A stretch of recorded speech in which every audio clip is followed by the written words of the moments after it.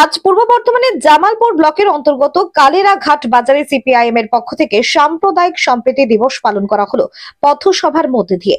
এই পথসভায় বক্তব্য রাখেন সিপিআইএম নেতা comrade Narayan Ghosh, comrade Bharati Ghoshal, comrade Ataul Rahman এবং কমরেড মুস্তাক আহমেদ, এছাড়া আরো অন্যান্য নেতৃত্ববৃন্দ।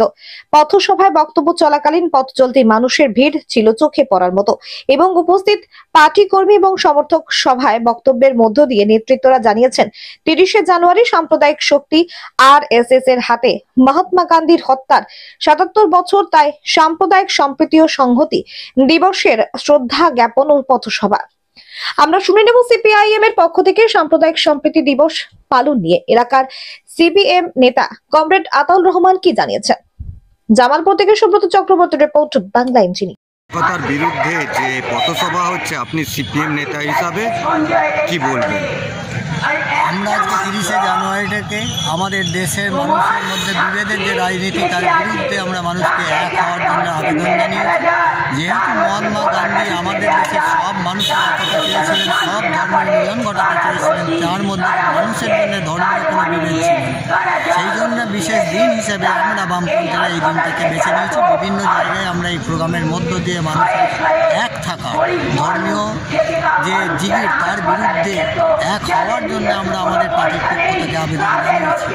এই আবেদনে সব মানুষ সাড়া না দিলেও অনেক মানুষ আছেন যারা চাইছেন যে এই ধর্মীয় হানাহানি বন্ধ হোক। আমার দেশে যে কেন্দ্রীয় সরকার ধর্মীয় রাজনীতি শুরু করেছে, যাতে মানুষের মধ্যে বিভেদ তৈরি হচ্ছে, পেটের ভাতের অভাব বোধ হচ্ছে, খাদ্যের অভাব, বাসস্থানের অভাব হচ্ছে, তার দিকে আমার দেশের সরকার নজর না দিয়ে মানুষের মধ্যে ধর্মীয় বিভেদের বীজ ঢুকিয়ে দিচ্ছে, যাতে মানুষ এক না হতে পারে।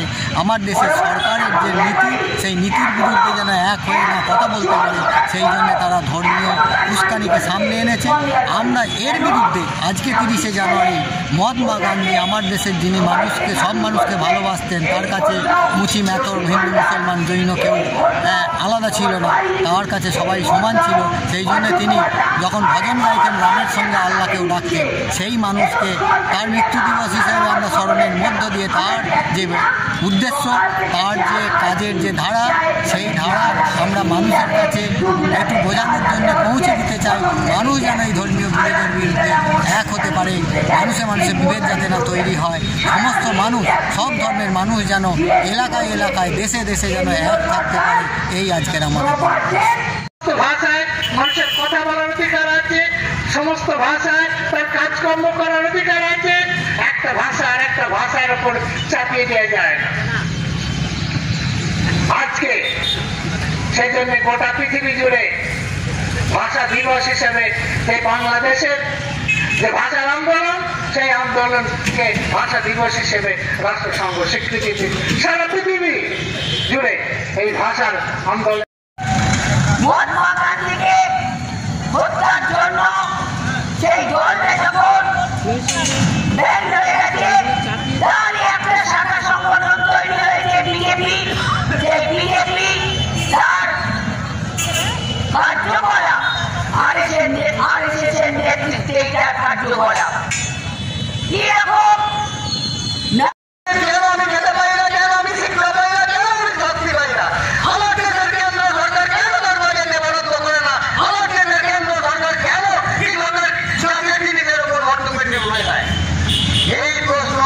করতে না পারে, সেই জন্যই আমার দেশের সরকার এই গত 11 বছর 12 বছর ধরে মানুষকে ধর্মীয় উন্মাদনায় বদ্ধ করে দিতে চাইছে শুধু হিন্দু সম্প্রদায়ের মানুষকে।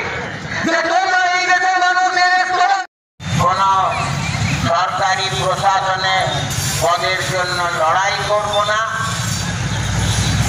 এইরকম কিছু শর্ত সাপেক্ষে তাদের ওপর নির্দিষ্ট যে অর্ডার ছিল,